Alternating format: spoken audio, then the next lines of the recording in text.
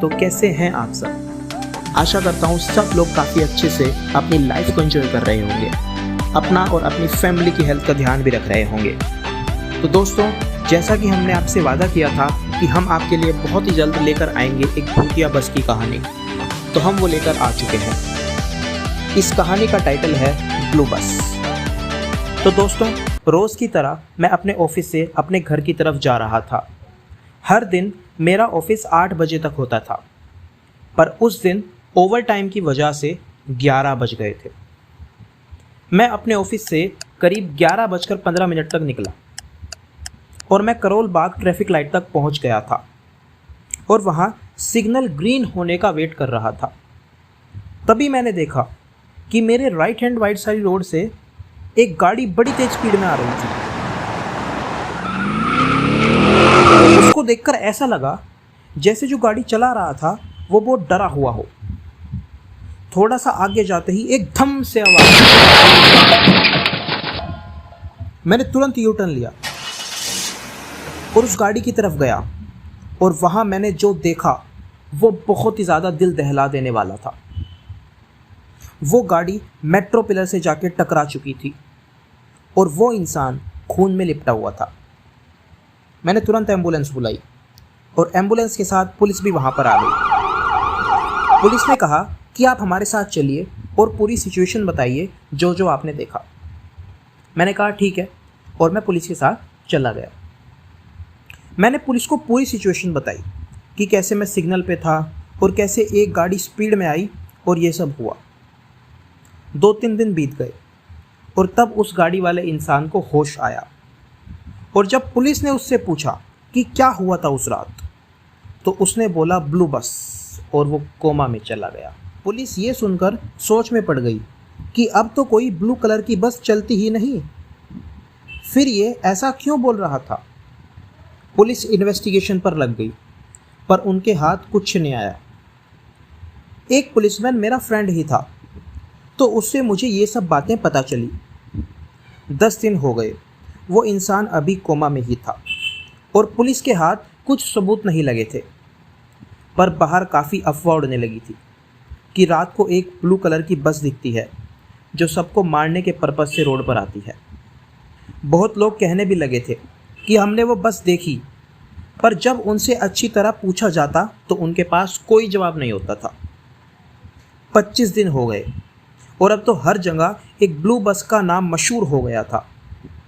Police भी समझ चुकी थी कि अब ये कोई अफवाह नहीं है, क्योंकि अफवाह होती तो अब तक बात दब जाती। इसलिए पुलिस ने एक स्पेशल टास्क फोर्स बिठाई और स्पेशल टास्क फोर्स ने सबसे पहले उस जगह की इन्वेस्टिगेशन की जहां वो कार का एक्सीडेंट हुआ था। वहां इन्वेस्टिगेट करते टाइम एक शॉप के सीसीटीवी पर एक स्पेशल टास्क फोर्स के ही मेंबर की नज़र पड़ी और तुरंत वो बंदा उस शॉप पर गया और एक्सीडेंट वाले दिन की फुटेज दिखाने को कहा। जब पूरी टास्क फोर्स ने वो फुटेज देखी तो उसमें वो कार इतनी स्पीड से आ रही थी जैसे उसके पीछे भूत लगा हो, और तभी वो गाड़ी का टायर एक गड्ढे में जाता है और गाड़ी पलटकर सीधा मेट्रो पिलर से टकरा जाती है।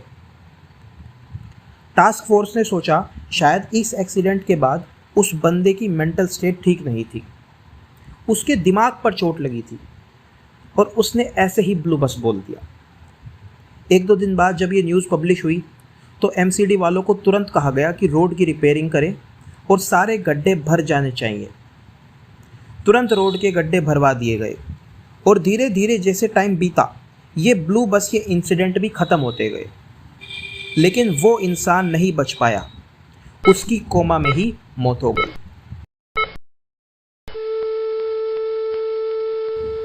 बात तो ख़त्म हो गई थी, पर टास्क फोर्स का एक मेंबर था जिसको ये बात इतनी जल्दी हज़म नहीं हुई।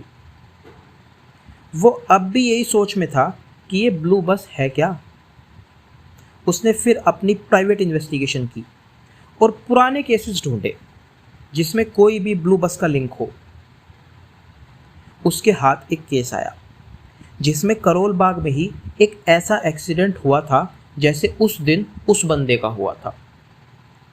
वो ऑफिसर उस बंदे से मिलने गया जिसका एक्सीडेंट हुआ था और उसने उसे सेम कहानी बताई कि उसे भी ऐसा लगा था जैसे कोई ब्लू बस उसका पीछा कर रही थी।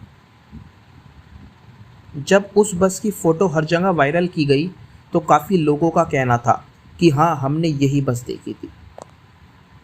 फिर इसके बाद उस ऑफिसर ने अपने कुछ और साथी ऑफिसर्स के साथ मिलकर उस टाइम के केसेस की रिसर्च की जब ब्लू बसेस चला करती थी, और उसमें एक केस मिला कि 1990 में एक बस का गड्ढे की वजह से एक्सीडेंट हो गया था। वो बस तो खाली थी, लेकिन उसके ड्राइवर और कंडक्टर की मौके पर ही मौत हो गई थी। वो ऑफिसर्स उस ड्राइवर और कंडक्टर के परिवार से मिले और उनके परिवार वालों ने जो उन ऑफिसर्स को कहा वो सुनकर उन्हें अपने कानों पर विश्वास नहीं हुआ।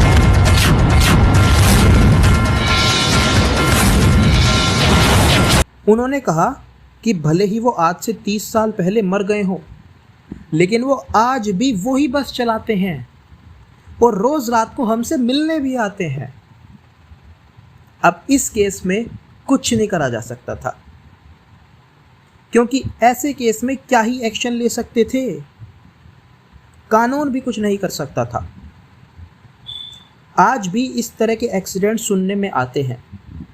इसका मतलब साफ था कि उन्हीं ड्राइवर और कंडक्टर का भूत ये बसेस चला रहे थे और सरकार की इन गड्ढों पर नज़र पड़े, इसलिए कुछ ऐसे एक्सीडेंट्स करवाए जा रहे थे। इस मिस्ट्री का सॉल्यूशन आज तक किसी को नहीं मिला। सड़कों पर गड्ढों की वजह से हर साल ना जाने कितने मासूम लोगों की जानें जाती हैं, लेकिन गवर्नमेंट क्या करती है? कुछ नहीं, ज़्यादा ज़्यादा थोड़ा बहुत कंपेंसेशन दे दिया और उसके बाद फिर वही सब चालू। सब भूल जाते हैं कि ऐसा भी कुछ हुआ था और ज़्यादातर गरीब लोगों को अपनी जानें गंवानी पड़ती हैं। खैर, दुनिया इसी तरह चलती रहती है और आप और हम भी इसी दुनिया का एक पार्ट हैं। दोस्तों, कैसी लगी आपको ये स्टोरी?